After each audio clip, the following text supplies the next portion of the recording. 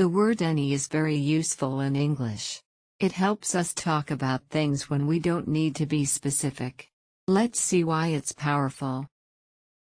Any means some or one thing without a limit.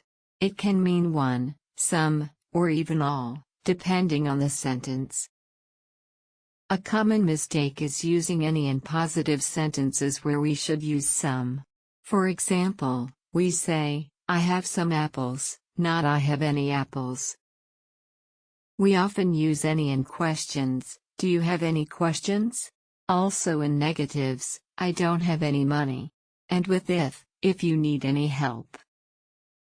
Do you want any coffee? I don't have any friends here. You can pick any book you like. If you hear any noise, call me. Anna looked in the fridge. She didn't want anything special. She just said, I'll eat any fruit you have. This shows how any means no limit or choice.